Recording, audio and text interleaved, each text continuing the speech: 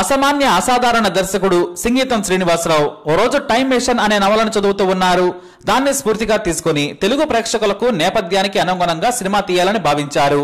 కథానాయకుడు భూతకాలంలోకి భవిష్యత్తులోకి ప్రయాణిస్తే అతనికి ఎలాంటి పరిస్థితులు ఎదురవుతాయి అన్న ఆలోచనతో కొత్త స్క్రిప్ట్ రాసుకున్నారు. భూతకాలంలో కృష్ణదేవరాయల కాలానికి వెళ్లాలని ముందుగానే అనుకున్నారు.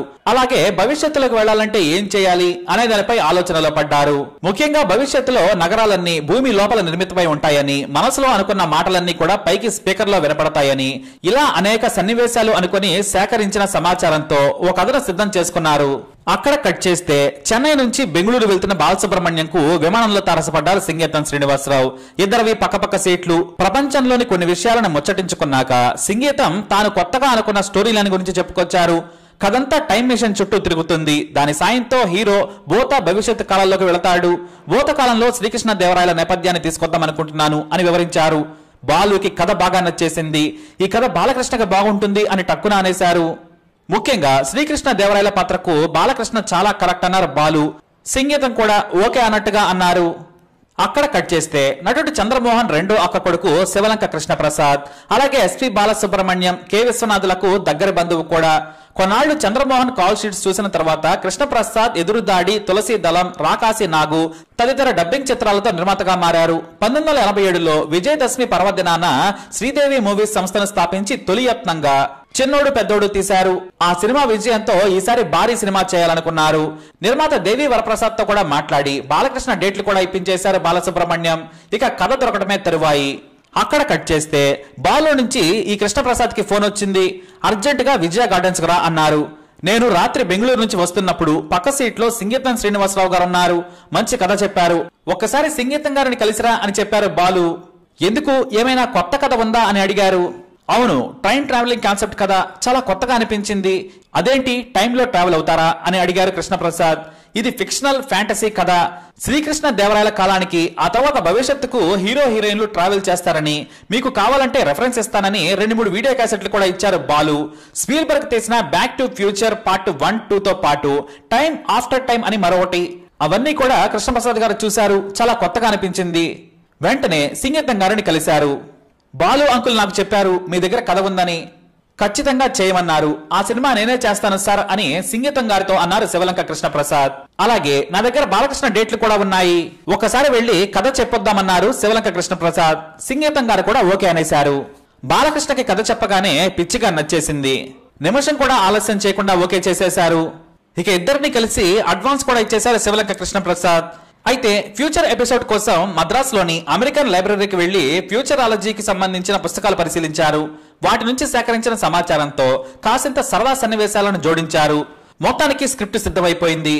ఆ తర్వాత జంధ్యాలతో మాటలు రాయించారు. సంగీత దర్శకునిగా ఇళయరాజా, కెమెరామన్ గా పిసి శ్రీరామ్, కళా దర్శకునిగా పేకేటి రంగారావు. ఇక మరి హీరోయిన్ ఎవరు? విజయశాంతిని తీసుకుందాం అనుకున్నారు. అప్పుడు ఆమె చాలా బిజీగా ఉండడంతో డేట్లు సర్దుబాటు చేయడం కష్టమైపోయింది. మరి ఎవరిని తీసుకోవాలా అని ఆలోచిస్తూ ఉంటే పిసి శ్రీరామ్ తమిళంలో ఓ సినిమా చేస్తున్న మోహినిని పరిచయం చేశారు. ఆ అమ్మాయి కూడా చూడగానే అందరికీ నచ్చింది. ఇక ప్రొఫెసర్ రామదాస్ పాత్రకు కొంచెం విభిన్న గెటప్ లో ఉండే వ్యక్తి కావాలనుకున్నారు. అలా ఏరి కోరి హిందీ నటుడు టిను ఆనంద్ తీసుకున్నారు. మిగిలిన పాత్రలకు అమరీష్ పురి, చంద్రమోహన్, గొల్లపూడి మారుతీరావు, సుత్తివేలు, బాబు మోహన్, సుగలక సుధాకర్, బ్రహ్మానందం, సిల్క్ స్మిత, శ్రీలక్ష్మి తదితరుల్ని ఎంపిక చేశారు. మొత్తం 5 పాటల్ని సిద్ధం చేశారు. జానవులే నెరజానవులే పాట విజయనగరం నేపథ్యంలో వస్తుంది కాబట్టి పాతకాలం సింగర్ తో పాడించాలనుకుని జిగ్గీతో పాడించారు. 1990 జూలై 2 హైదరాబాద్ లో షూటింగ్ స్టార్ట్. కొన్ని సన్నివేశాలను విఎస్ఆర్ స్వామితో కెమెరా వరకు చేయిద్దామనుకున్నారు. అందుకు పిసి శ్రీరామ్ స్వామి కూడా ఆనందంగా ఒప్పుకున్నారు. అన్నపూర్ణ వారి 7 ఎకరాల స్టూడియోలో రాయలవారి సెట్ వేసి చిత్రీకరించారు. అయితే అప్పుడే మణిరత్నం సినిమాకు పిసి శ్రీరామ్ బిజీ అయిపోవడంతో కెమెరామెన్ గా కబీర్ లాని పిలిపించారు. ఫ్యూచర్ ఎపిసోడ్ ని విజిపి గోల్డెన్ బీచ్ లో సెట్ వేసి తీశారు. టైం మెషిన్ సెట్ ని మద్రాసులోని వాహిని స్టూడియోస్ లో వేశారు. ఆ సెట్ నే మళ్లీ భారీ లారీలో వేసుకుని తలకోన అరవల్లోకి తీసుకెళ్లి టైం మెషిన్ పై సన్నివేశాలు చిత్రీకరించారు. ఈ సినిమాకు మొత్తం 110 రోజులు పనిచేశారు. ఫ్యూచర్ ఎపిసోడ్ తీయడానికి ఎక్కువ రోజులు పట్టింది. మొత్తం షూటింగ్ 110 రోజులు. అయితే ఇంతకీ టైటిల్ ఏమిటి? టైం మెషిన్ నేపథ్యం కాబట్టి కాల యంత్రం అన్నారు. ఆ తర్వాత యుగ పురుషుడు అనే టైటిల్ ని కూడా ఫిక్స్ చేశారు. అయితే చివరకు కాలంతో పయనించే సూర్యుడికి మరో పేరు ఏంటి అని ఆలోచిస్తే ఆదిత్యుడు.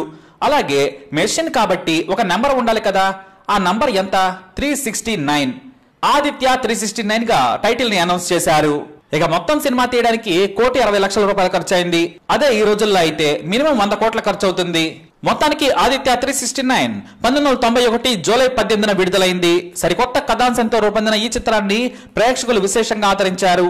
ఈ సినిమాని అప్పట్లోనే 10 ఏళ్లు అడ్వాన్స్ గా తీశారని గొప్పగా చెప్పుకున్నారు. ఫ్యూచర్ ఎపిసోడ్ ని సి కేంద్రాల్లో అర్థం చేసుకోలేకపోయారనే కామెంట్లు కూడా వచ్చాయి. బాలకృష్ణ కెరీర్ లోనే ఇదొక భిన్నమైన చిత్రం. హీరో తరుణ్, హీరోయిన్ రాశి ఇందులో బాలతారలుగా నటించారు. పాటలు కూడా ప్రేక్షకులను ఉర్రూతలూగించాయి. ఇక ఈ చిత్రం అయిపోయిన తర్వాత కూడా మరో ఆశ్చర్యకరమైన విషయం జరిగింది. ఈ సినిమా రిలీజ్ అయిన తర్వాత మరింత పబ్లిసిటీ కల్పించడానికి, పిల్లలను కుటుంబ ప్రేక్షకులను మళ్లీ అట్రాక్ట్ చేయడానికి నిర్మాత శివలంక కృష్ణప్రసాద్ దూరదర్శన్లో ఓ యాడ్ వేయాలనుకున్నారు. అంతేకాదు ఆ యాడ్ కి చిరంజీవితో ప్రచారం చేస్తే మంచి రిజల్ట్ ఉంటుందని కూడా భావించి ఆయన రిక్వెస్ట్ చేశారు. నిర్మాత అడగగానే వెంటనే చిరంజీవి ఆదిత్య 369 సినిమా యాడ్ లో నటించి ఈ సినిమాకు ప్రచారం కల్పించారు. ఈ యాడ్ దూరదర్శన్ లో ప్రసారం అయ్యింది. ఇంకా ఎక్కువ మంది ప్రేక్షకులు ఈ సినిమా థియేటర్స్ వైపు అడుగులు వేసేలా చేసింది. బాలకృష్ణ నటన, సంగీతం, దర్శకత్వ ప్రతిభ, ఇళయరాజా సంగీతంతో పాటు చిరు ప్రచారం కూడా కలిసొచ్చి ఈ సినిమా బ్లాక్ బస్టర్ విజయాన్ని నమోదు చేసుకుంది. నిజం చెప్పాలి అంటే ఆదిత్య 369 లాంటి సినిమా మళ్లీ తెలుగు చరిత్రలో రానే రాదు. ఆ తర్వాత ఈ చిత్రాన్ని అపూర్వ శక్తి 369 పేరుతో తమిళ్లోకి అనువదించారు. అక్కడ కూడా బ్లాక్ బస్టర్. అలాగే హిందీలోకి కూడా అనువాదమైంది. ఎందుకంటే దీన్ని రీమేక్ చేయటం వారికి అసాధ్యం కాబట్టి. మరి ఆదిత్య 369 పై మీ అభిప్రాయాన్ని కమెంట్ ద్వారా తెలియజేయండి. వీడియోని లైక్ చేయండి, షేర్ చేయండి, మా ఛానల్ని సబ్స్క్రైబ్ చేసుకోండి.